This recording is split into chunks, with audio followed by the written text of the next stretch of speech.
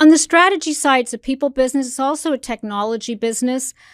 How is technology shaping not just, well, let's just ask how it's, because there's been a lot of discussion around with the advances in AI, the degree to which that is shaping the creative space as well.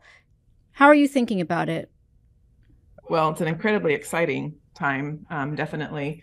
And I really consider electronic arts an entertainment creative company at our core, but we are absolutely enabled by technology. It is a significant foundation, an enabler and accelerator for us that we have a deep respect and a lot of investment and spend a lot of time talking about and investing in. The AI has been a phenomenal subject, and I love the awareness and I love the excitement and energy around it today in the world. And it's something we've been working on and working with for decades, as you would imagine. We have AI in our games, and we use AI for a lot of tools and enablement in our development processes. There's a lot of talk right now about generative AI, and there are clear paths and obvious conclusions around what that will do for content creation, accelerating that, allowing people to have agency and impact on creative and content that they're working with. And it's getting a lot of sunshine, that subject, Too much and so? rightfully Do you so. think it's we're over indexing on it and overhyping it? I think I no, I don't know if it's overhyping. I think it's an exciting space, definitely. And for us, there are a lot of other areas as well that machine learning and AI will be incredibly meaningful for us. I think the notion around improving player experiences, improving our developer experiences is incredibly important to us. We use AI and machine learning today in creating safer communities. We have things like toxic image detection, anti-cheating. We detect bad language Anti-cheating in on chats and games? communication. I'm sorry? Anti-cheating on games. You can tell the people who are Yes, cheating on the games. yes, yes. It's almost like cheating with yourself, isn't it? I guess. But Well, not really. I mean, they cheat with others that's true. That's to true. get On to the the people. competitions, you're They want an absolutely right. advantage, an You unfair know, advantage, and so we have to watch for that. I know this because I've talked to a lot of recruiters and your name comes up. So you must get calls offering other opportunities. It's unusual to stay 27 years in an industry, in a company, excuse me. What has kept you there? I mean, it's one of the pieces of advice that people often get is move around. Um, so you didn't, I guess you did follow that prior, but what kept you there and what made you feel like that this was a big enough palette to build a career on? Mm-hmm.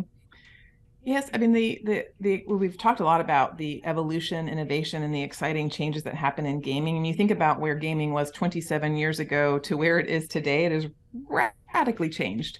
And I can honestly, hand on heart, tell you that none of my 2 days in the last 27 years have ever been the same. Hmm. And I am quite energized by the innovation, the change, the evolution of technology and game and media and entertainment. And so it does not feel like I've been at the exact same company for 27 years, first of all. And so the notion of fast, rapid change is exciting. And I've had the privilege of having many different roles here.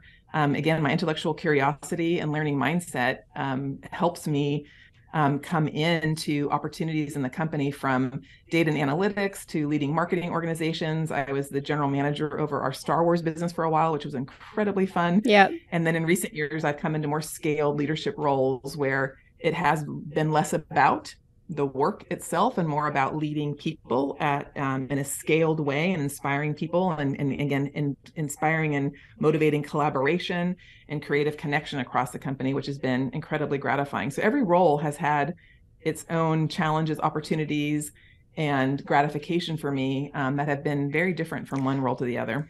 Do you mind if I pivot back a second? For some reason, I'm suddenly getting visions of me doing Dungeons and Dragons in high school, so we'll put that aside. But I want to ask just a little more about your personal life. Growing up in this small town, who or what inspired you? You know, even within your own family, because does it like get me out of this town that inspired you, or was there anything else you'd think about that really just shaped you as a person? I think the small town um, connection to human beings was an incredibly important uh, aspect and dimension of of how I grew up.